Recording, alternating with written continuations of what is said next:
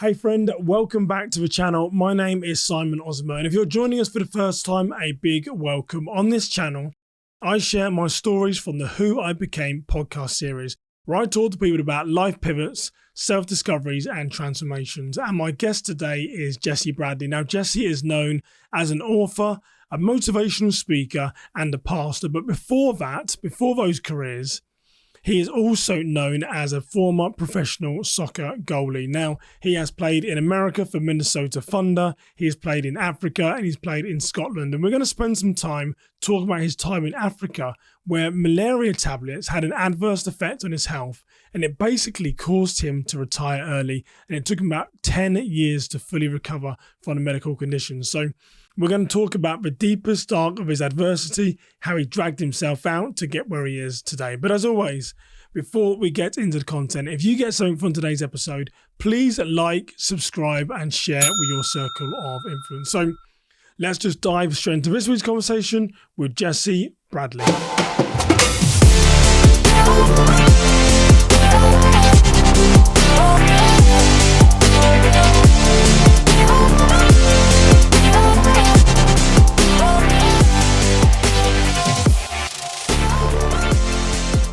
Well, Jesse Bradley, welcome to the Who I Became podcast. Simon, I'm so glad to be here with you today. I love what you're all about, and this podcast, it thrills me that you're in America, UK, Africa. I mean, there's just so many people connecting with you. So thank you for inviting me, and excited to share my story.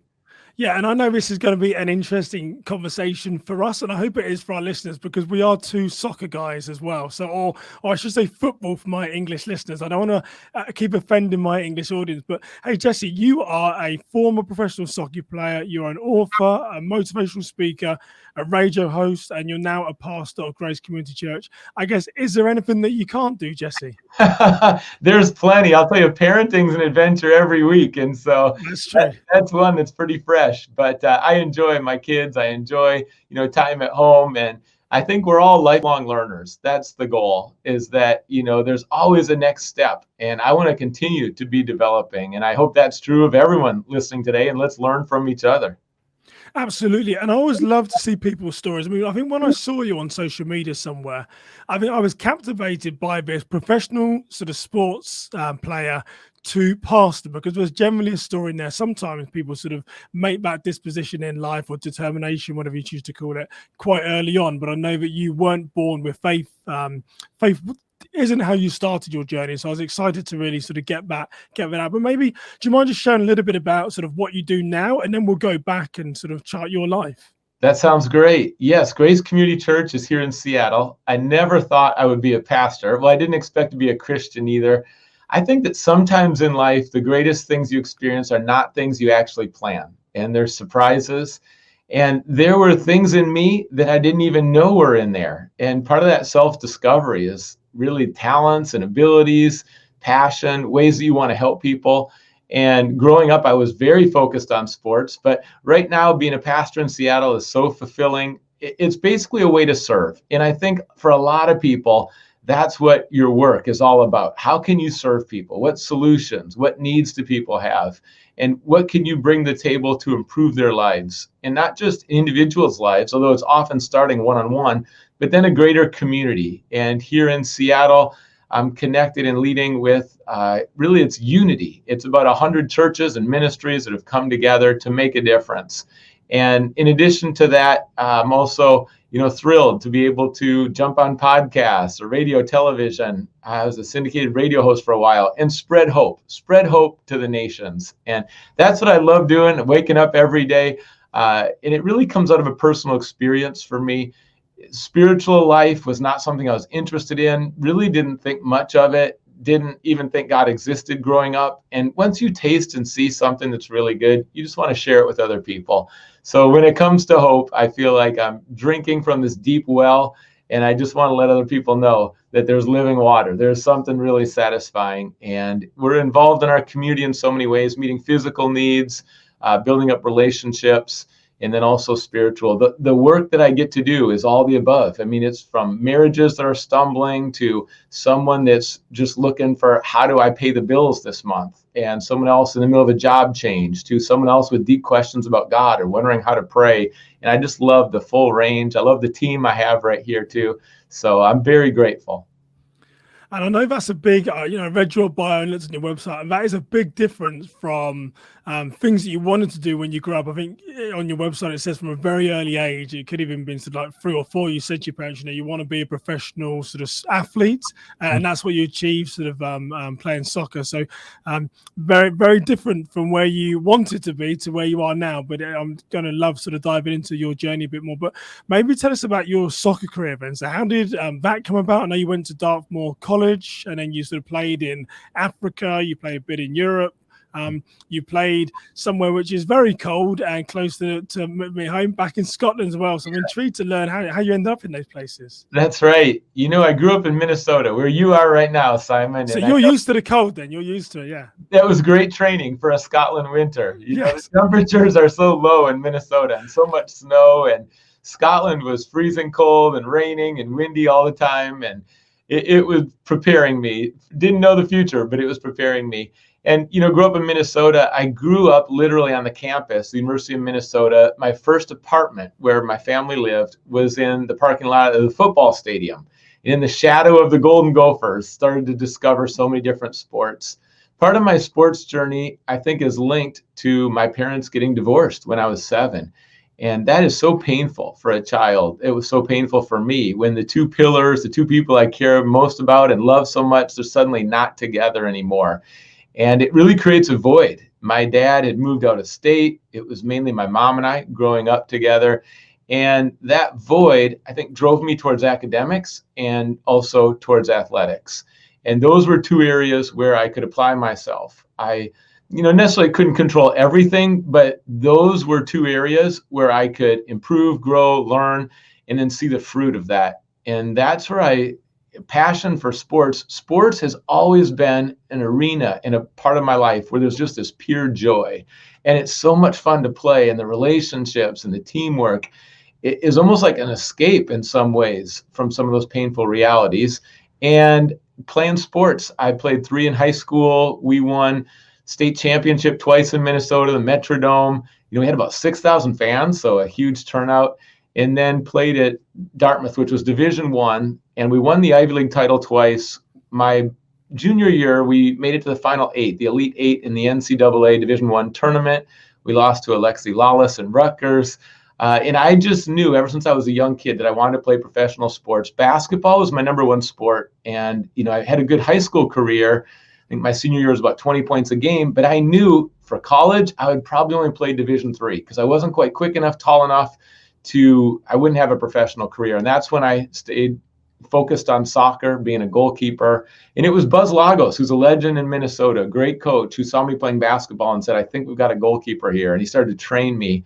And, from that training, just continued to learn from Buzz over the years and played on different Olympic development teams. And, at the end of college, wanted to continue to play. That was the dream. And fortunately, I had a coach in college, Bobby Clark, who is a legend in Scotland. He also coached in Africa, New Zealand. He's a national championship coach at Notre Dame, Stanford. I mean, he's just been a number of places, and he brings an environment and a culture that's so positive. It's like family. And also the level of soccer is extremely high. And through Bobby and through the team and our success, I was able to play after college as well, and just loved it. Enjoyed it at every level. And I think my faith journey in many ways helped me in my journey in sports, but we can come back to that later. I'd just say to anyone that's out there, if you have the opportunity to play for a great coach, find the great coach. And, because the great coach creates the team and the culture, and then the learning that can happen, and just the joy of the sport, the joy of the locker room. And so find that great coach, and then just enjoy playing, savor it. If you have health, if you're able to have a long career, what a blessing. And just continue to move forward with determination and development. And I love hearing your passion and enthusiasm for the game of sort of soccer stroke football, because I get a lot of stick over here by my American friends saying, it's a game for whims, or it's not a good sport. And I remind them and say, it is the biggest sport in the world. It's not American football and this baseball World Series. You're the only country that really plays it outside of Japan. So I have to try and give a couple Yeah, of hooks back. But so I'm loving your passion. This is going to make a highlight reel. I'm going to give it to my American friend. So tell me about that then. I mean that's still a bit of a perception today. But hey, soccer, that's just what girls play, right? That's a girls' sport and stuff. But I mean, soccer it is the biggest sport in the world. I mean, sort of, what did you experience growing up? Were people pro you playing soccer? Were they challenging you, saying, Jesse, that's not really a real sport? What did it look like for you growing up? that's right. The relationship between soccer and America is an interesting one.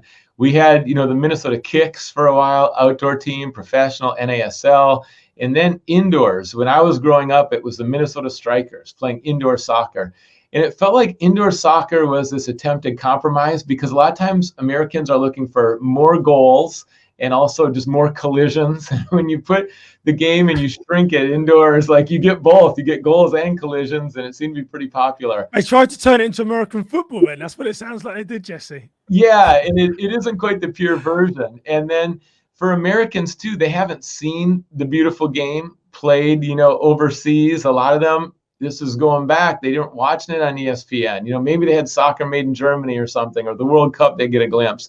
But they weren't able to see the excellence and catch that passion. I believe so much in life, it's caught and taught. And if it's not happening around you, I mean, the top athletes in America so often were going to different sports, and soccer wasn't even a consideration.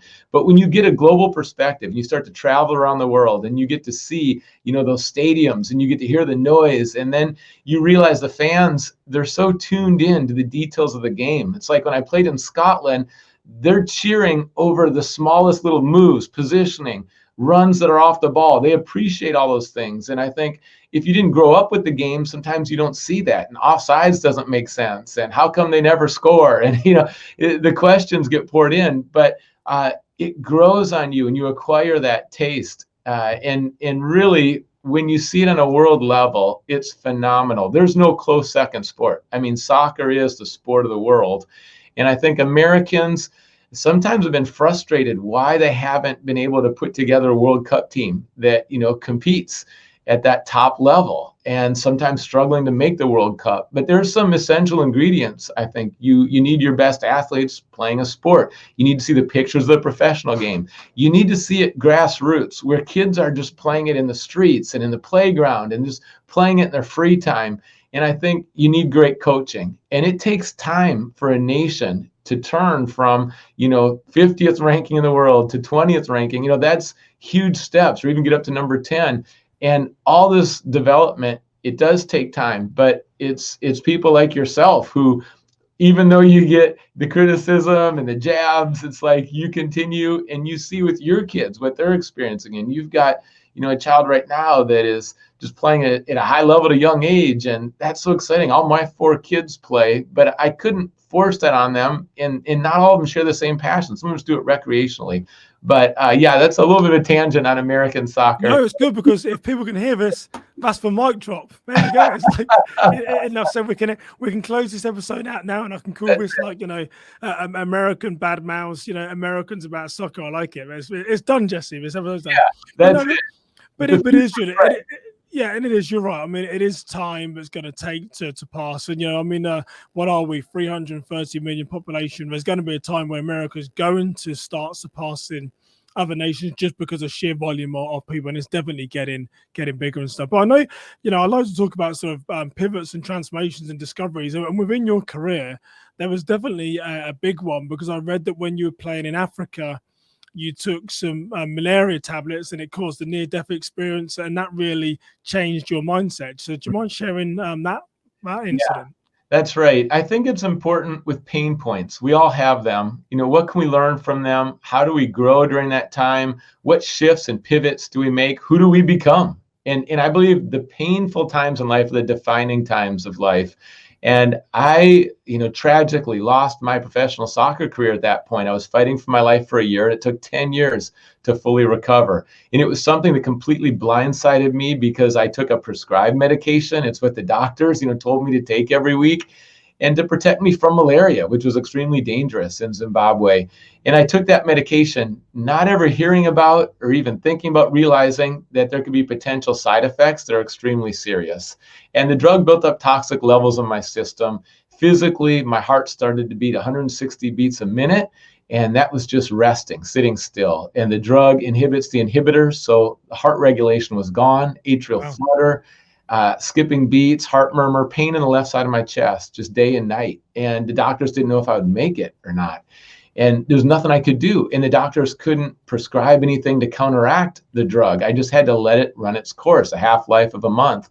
There were crazy dreams. There were moods, panic attacks, depression. I had never experienced side effects of the drugs, sweats and chills, fatigue. I mean, migraine headaches, double vision. I could go on. It's a long list, but so intense. And for me during that time, a couple of shifts happened. First of all, I didn't realize that my identity was in my performance. And that's easy. I think there's a lot of people that it's the accolades, the achievements, and you start to shift, and that's where your identity is. And I didn't know when soccer was gone, when the fans were gone, I didn't have, a career path at that point with soccer gone, that, who am I? That was the question at the core of it. Who am I? And I shifted from, being defined as a soccer player to instead God and his love. And there's so many other things I could lose, like even my health, my career, finances, but what is going to be there all the time is God and his love. And that was in the deepest place. Your identity is where you drop your anchor. And that for me was a new foundation. I also started to write down 10 things a day I'm grateful for, really an attitude of gratitude where I'd be intentional, because I could easily focus on what I lost, but how much healthier to be thankful and each day be grateful for what I still have. And in addition to that, shifting from soccer to now becoming a pastor, part of that was a faith journey that included learning how to pray, that it wasn't just intellectual and theological, but I was also going to pour out my heart to God. I had to give him burdens because I couldn't carry it all. And I had to learn how to do that. And just charting my physical progress, making goals where, during the course of that year, I could now walk 20 minutes. That was, a huge breakthrough. And my heart wasn't racing and I could walk 20 minutes. I just was so grateful for that too. There were a lot of things during that time where sometimes in life it's going one way and then it's not going that way anymore. And it was out of your control. And now you got to figure out where are you going, and that new direction. It's humbling to change careers. I never thought I'd be a pastor. I mean, just in a nutshell, spiritually, my family is like Baskin Robbins, 31 flavors. We really have everything. I mean, atheist, agnostic, Jewish, rabbi, Catholic, ex-Catholic. There's just so many different beliefs in my family. And for me, I just rejected it. When I got to Dartmouth, I took a class, Introduction to World Religions, and we read the different texts. And as I considered the different religions, I read the Bible for the first time. It was the Gospel of John. Now, the professor's not a Christian, but I'm learning about Jesus and asking a lot of questions. And there was a Christian there. He was in the track team. His name was Mike. And he was a quiet, just humble guy and just continued to be there for me and answer questions. And I kicked the tires hard. I thought, if I'm going to believe something, it's got to have evidence. And when I looked at who Jesus is, it came down to a decision. C.S. Lewis says, when anyone in history claims to be the Savior, the Messiah, it's one of three options. They're a liar. They know they're lying and they're not. They're a lunatic, they're just out of their mind, or they're the Lord. And I had to make a decision that Jesus is he just a good teacher? Well, he's claimed to be God. He can't just be a good teacher, a nice guy, or, even a prophet. Is something more here. And it's really the grace that changed. It's a relationship. It's not earned. It's not performance, not based on rules and rituals and religion. This is a relationship. And I'll tell you, when that happened in my life, my sophomore year at Dartmouth, suddenly, like for soccer, instead of putting all this pressure on myself, soccer just started to find its place in my life where it really fit. And it wasn't just number one and dominating everything. It's like, no, it's good. It's sport, but I can't take myself too seriously or put too much pressure on myself, and just kind of landed in the right spot. And I started to forgive people and that I never forgave before, and love people. And it was just a lot of changes happened. Even reconciliation with my dad came out of that, and things I didn't plan. But all of that, I didn't plan to be a pastor, but all of that led to later on growing in my faith and seeing that actually this is a fit for what I'm going to do after soccer. And so Just so I get it right in my mind, to go got the order. So when you were in Africa and you took this malaria, did Yeah. you already have some faith then, or was this everything post? I Yeah, wasn't too sure I now. was yeah, so it was just a few years after I decided to follow Jesus. I was kind of a new Christian, and I never read the Bible growing up. I just didn't have much there in terms of again, I go back to that foundation. There's a something Jesus said that if you trust him, walk with him, listen to him, follow him, your house is going to be like a house on the rock, not a house on the sand. And the streams are going to rise and the wind's going to come, the storms are going to come. And this was like the biggest storm of my life, that and my parents getting divorced. And it shook me because it was emotional, it was out of my control, it was physical, it was my career, it was so many things. I had to move back into my parents' basement. They were listening each night like on a baby monitor just to make sure I'm breathing okay and there's not too much heart pain and there's no emergency happening. And all of this to transpire, I was really trying to get my footing in so many areas. But yes, I did know God going into that. And now it was time to get real and go deep. And interestingly, my mind was drifting when you tell that story. I'm thinking professional sports, Christianity. There's most probably either a clash or there's this sort of some things that you don't sort of talk about. It's mostly at a stage where you should have mentioned things. Did you ever feel that where you're building this passion for the Lord, but you felt either maybe people weren't open to listening as you as an athlete? Does that question make sense, Jesse? Yeah, athletes do have such a platform and you get to share so many different things in your life. And I remember in college, we would have, we'd work with the kids in the community and then they would come in and we would sign autographs and get to know them. And you just, all athletes, whether it's high school, college, you just have this incredible platform. And I did find that people were interested in not only, me as a soccer goalkeeper, but then also part of my story and even, my faith. And there were opportunities that came up in college, other teams on campus. I was able to just share with them part of my journey and my faith. And we started an FCA, Fellowship of Christian Athletes. So it did seem to come together. And even I mentioned a soccer team doesn't even want to, gather and pray before a game. And a lot of the guys turned out. And so the two were going along. I just never thought I'd be a pastor. I never thought I'd go into ministry or work at a church. I really didn't see that one coming at all. But these two, passions in my life, it's like, how are they going to play out? And when soccer was eliminated, I just kept taking the next step with my faith. And I just figured I couldn't find satisfaction for me on the inside in life. And I had friends and, we were winning the Ivy League title, parties, grades, great school. And I couldn't figure out something was missing. And what is that? When I found it and I had that peace and joy and still have it in the deepest place in my life, and it even transcends some of the circumstances I'm in. I mean, I feel pain and I have disappointment. I have all the emotions, but this is like so much deeper. I just wanted other people to at least have an opportunity to experience that. And that desire continued to grow. And I find that maybe you're in the middle of changing your career and you're trying to figure it out. Like, where is that joy? Where is that sense, almost a positive compulsion? Like, I want to help. I want to make a difference in this area. And it's okay if it's way bigger than you and you don't have it all figured out. It's been so much learning through the journey, but take that next step. And what's that next right thing in that next step? And it's hard to steer a parked car. So start moving in that direction and then watch what happens. And you're just going to see it because people are going to affirm your gifts. You're going to see the fruit of changed lives. That's going to continue to increase as you take a next step forward.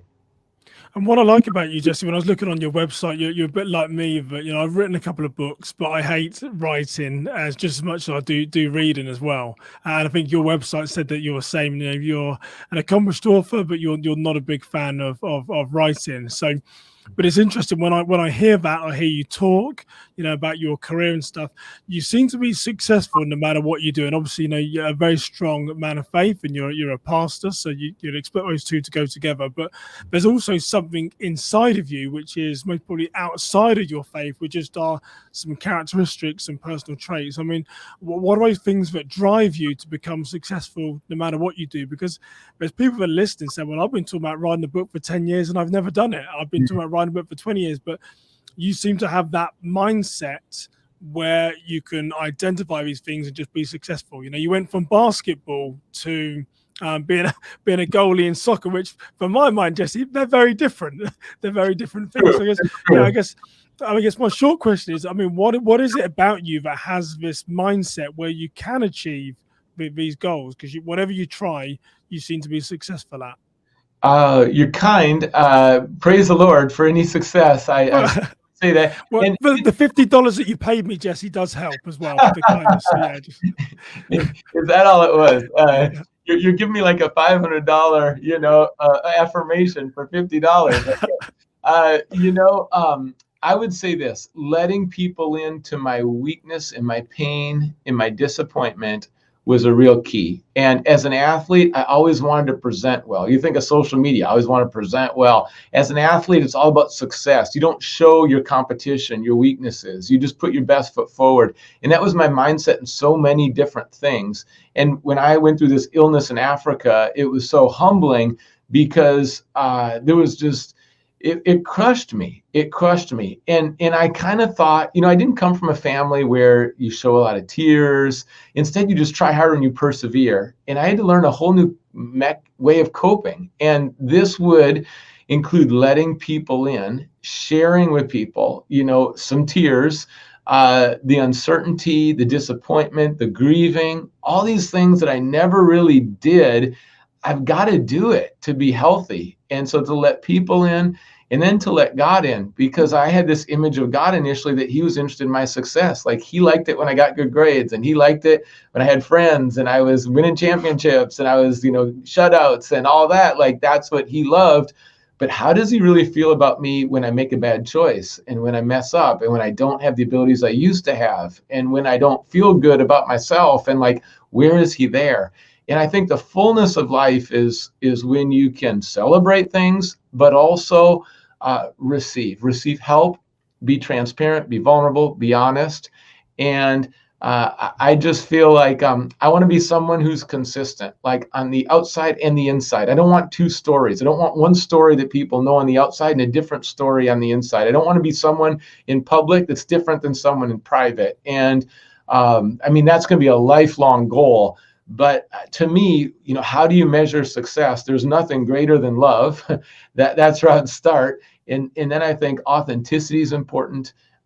Relationships. The quality of life is the quality of our relationships. And, one temptation I have in the role I'm in, where there's a lot of serving, a lot of needs, is to only bring leftovers home and that my family's secondary, and then my work just takes over. So I fight that to get that right balance every week too. So what I'd say is I think that everyone is gifted. Everyone's story is important. And sometimes your greatest connection is going to be through actually the mistakes you've made and the pain you've gone through and how you can understand other people and encourage them and come alongside of them. And so don't fall into that trap of having to lead a double life or imposter syndrome or you can't be real. But instead, you're going to touch lives and change lives through two things. One is going to be your incredible gifts, and everyone is so gifted. I see a lot of people that downplay their gifts. And I think for all of us, we don't want to be deflated. We don't want to be inflated. We don't want to be full of ourselves. At the same time, we don't want to be down on ourselves. And to just realize that you've been given a lot of gifts, opportunities, resources, talents, and relationships, and enjoy those, flourish in those, fan the flame with those. But then also there's going to be the unplanned and the painful times that if you let people in, and it's a healing process, and you share from those and you're vulnerable in those, you're going to see incredible things happen. And so the mindset's huge, and you use that word, and I didn't really fully go there, but that's what I just initially say, that it's a both and develop your talents and your strengths, and then also let people in and be real about the areas where you've been hurt and what your healing journey has been like too. And a quote came to my mind. I think Socrates once said about the best way to live with honor in this life is to be who we pretend to be. And I think that is a hard thing for all of us, is to have the interior to be the same as the exterior, because we always want to paint our life to be out as the best means possible. And funny, I interviewed a young guy from the UK called David Hayes. If people want to go back to that episode, they should go and take a listen, because one of the things that he said, and he fell on hard times, found himself incarcerated in prison in England. But he was in his mid-20s, I believe, at the time, or late 20s. And he said one of the things that he struggled with is that his life had been so successful. He was a trader in the city of London and had wealth and had these things, but he'd never experienced failure before. So the first time that he did fail, he just went into a spiral, and his life got out of control. It took him a while to sort of level set, and obviously a prison sentence gave him plenty of time to reflect on there. So it is true. But I think for us as humans, it's also very challenging, Jesse, isn't it, to really be open and admit when we're struggling. But that is when the greatest transformation happens. It really is. And we kind of have to get raw sometimes, even desperate sometimes. We have so many walls up, whether it's past hurts or trying to maintain an image, protect ourselves. And we wonder, will we still be liked? Will still people, care about us, respect us? But I think when that humanity comes out, it's like there's a connection there. I find that in the youngest generation, that they're not going to put up with stuff unless it's authentic, and they don't want it canned, and they don't want it, just to show on the outside, like what's real, and to drive there. And I would say too, as you brought up mindset, sometimes the greatest battle in life is just between your ears, and it's your mind. And what are you thinking about? There's something that helped me so much in the Bible where it says, what's true, what's noble, what's right. Think about these things, and really to guard that space.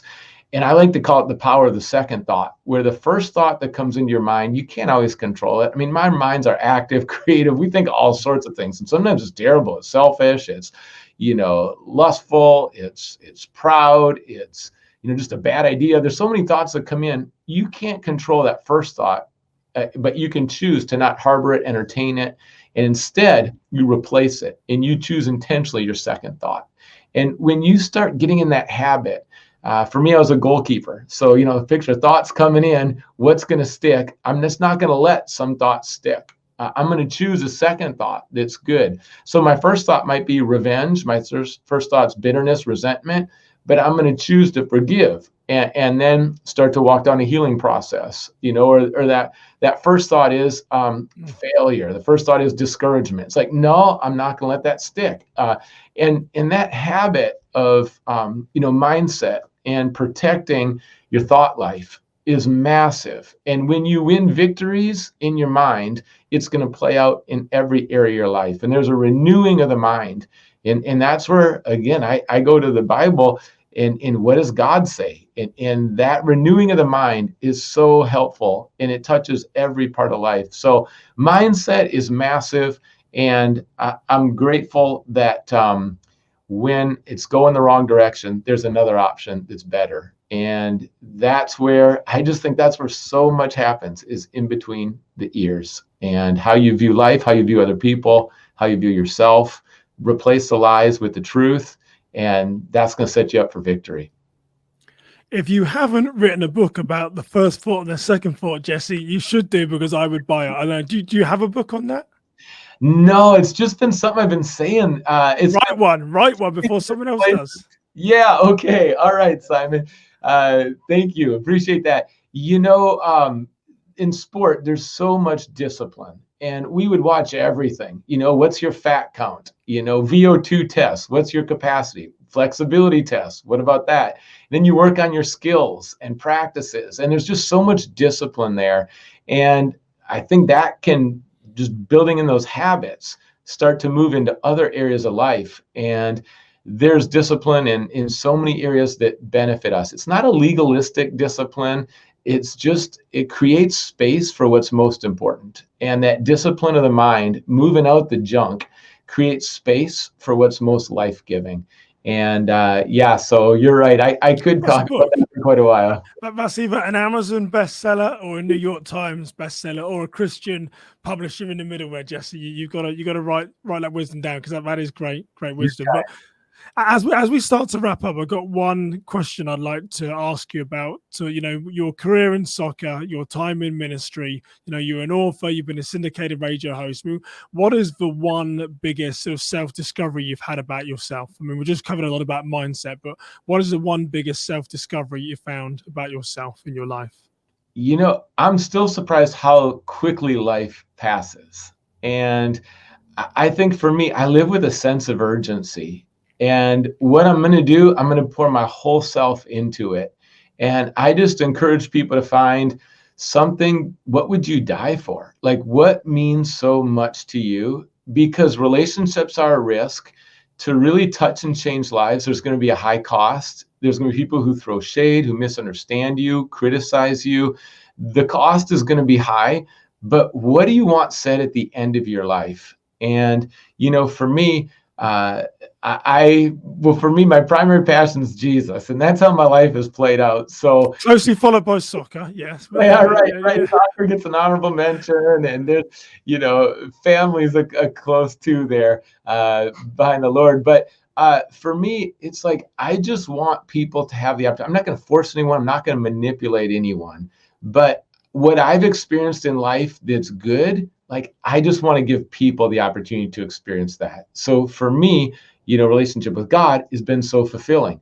For me, adoption, we adopted a child. I think that came out of some of that pain of, my parents got divorced and dad wasn't around. It's like, I want to be part of that healing process. I'm an adoption advocate. We're seeing so many people at our church adopt, I want every child to have a forever family and to have a home and to receive that support and love.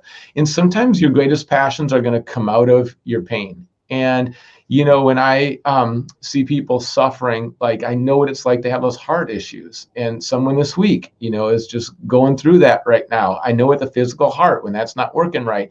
So I just love to try to step in and share what's worked for me. And I think over the years, I would say be bolder and not worry so much about what everyone's thinking. Just if you know something's good and it's going to help people, just run with it and go with it with all your heart. And I just love connecting with people from different generations, nations. It was easy for me to kind of get stuck in a Christian bubble, and I've had to be intentional because I don't want to be in just that bubble and be intentional to break out of that. So I'd encourage people to break out of some of those cultural norms or some of those places where everyone just kind of looks like you and acts like you and talks like you, and build those relationships. Love your neighbor, even if they disagree with you, like love your neighbor well. And if for all of us, there's going to be nothing greater than love. Loving God, loving people. I mean, to me, that's the essence of life. And it's interesting, as you said that, one thing that came to my mind, and if there's any religious listeners, they'll know this line well. Philippians 4:13, it says, "I can do all things through Christ who gives me strength." And I said to someone recently that is a popular. You see it on even if you're a non-believer, you see it on American football players underneath their eyes and on scarves and t-shirts and stuff. But the reason why that verse came to my mind, it tied into that if you go back 2 verses, what Paul actually says is that I know what it's like to live with plenty, and I know what it's like to live without. I can do all things with Christ who gives me strength. And it really reminded me of you then, because you've had a lot of things positive in your life, and you've had a lot of things taken away from you, and it's really in your faith that it's given you strength. So incredible conversation. Great to talk to you. That's a great verse. And the two, showing off my knowledge here. So hey, here you go. Come on, Simon. Yeah. You're rolling. You're preaching, brother. You're preaching. And that verse to me says 2 things. One is contentment. I can do all things, meaning that I can have true contentment in every situation because it's not based on circumstance.